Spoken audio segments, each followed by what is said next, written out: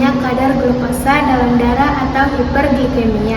Kondisi ini terjadi karena tubuh tidak menghasilkan insulin yang cukup atau tidak mampu menggunakan insulin secara efektif atau resistensi insulin. Akibatnya, glukosa tidak dapat masuk ke dalam sel untuk diubah menjadi energi sehingga menumpuk di dalam tubuh. Jika berlangsung terus-menerus, hiperglikemia dapat memicu berbagai komplikasi, salah satunya melalui peningkatan stres oksidatif. Pada penderita diabetes, kadar glukosa darah yang tinggi atau hiperglikemia menyebabkan sel menerima glukosa secara berlebihan.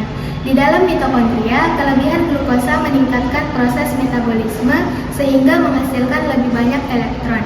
Sebagian elektron tersebut bocor dari rantai transport elektron dan bereaksi dengan oksigen, membentuk reaktif oksigen spesies atau ROS atau radikal bebas.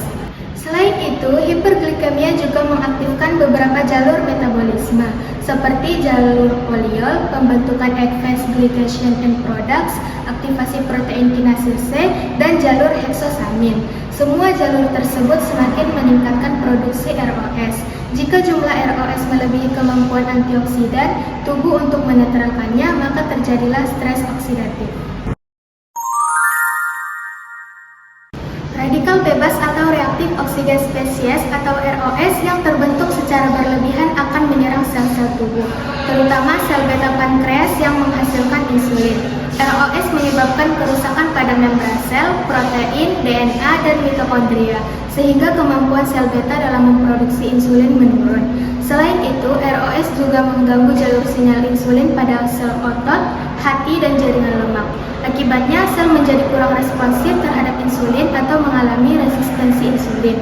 Kondisi ini menyebabkan glukosa semakin sulit masuk ke dalam sel, sehingga kadar gula darah terus meningkat dan memperparah diabetes. Antioksidan adalah senyawa yang mampu menetralkan radikal bebas atau reaktif oksigen spesies atau ROS, sehingga mencegah kerusakan sel.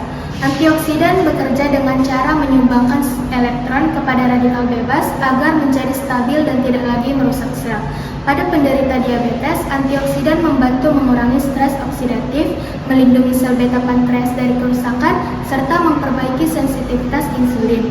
Dengan demikian, antioksidan berperan sebagai terapi pendukung untuk membantu mengurangi risiko komplikasi diabetes, meskipun tetap harus disertai dengan pengendalian gula darah yang baik.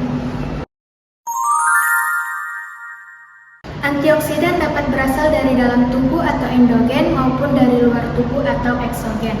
Antioksidan endogen meliputi enzim superoksida dismutase atau SOD, katalase, dan glutation peroksidase yang secara alami melindungi sel dari radikal bebas. Sementara itu, antioksidan eksogen diperoleh dari makanan seperti buah dan sayuran yang kaya akan vitamin C, vitamin E, beta-karoten, serta senyawa flavonoid dan polifenol.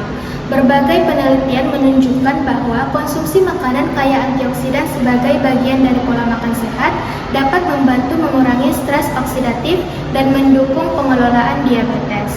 Namun, antioksidan berfungsi sebagai terapi pendukung dan tidak menggantikan pengobatan diabetes. Dapat disimpulkan bahwa hiperglikemia pada diabetes mellitus meningkatkan pembentukan radikal bebas atau ROS yang menyebabkan stres oksidatif. Kondisi ini dapat merusak sel beta pankreas dan memperparah resistensi insulin. Antioksidan berperan membantu menetralkan radikal bebas sehingga dapat mengurangi kerusakan sel dan mendukung pengelolaan diabetes.